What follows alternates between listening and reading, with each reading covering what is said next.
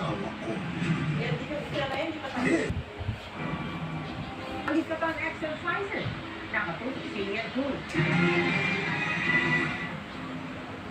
Isang masimula ng balikatang exercise kahapon na monitor ng Philippine Navy na umaabot sa 110 Chinese militia vessels ang nasa West Philippine Sea.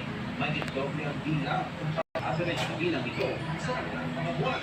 We have been monitoring the presence for the past 2 months since the is out of the number. Iba pa sa mga militia vessels ang 11 barko ng China Coast Guard at 3 barko ng People's Liberation Army Navy.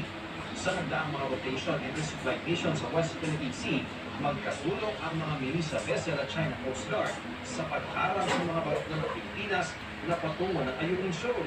Pagamat hindi raw na-alarma, ayaw nang isipin ng Philippine Navy na ang pagdami ng Chinese vessels ay dahil sa ginaganap na balikatan exercise. Kung saan isa sa inaabangan ang Group C sa bayang pagdarayag ng mga barko ng Pilipinas, Amerika at France.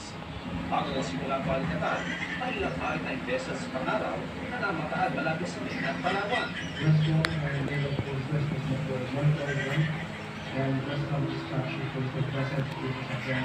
However, the force of President President Trump don't Japan. Samantala, inatiko sa isang Chinese newspaper ang plano pagpapalubog ng barko bilang bahagi ng pagsasali sa balikatan exercise sa may lawag ng Costa. Ito ang hindi na aktibong barko ng Pilipinaya.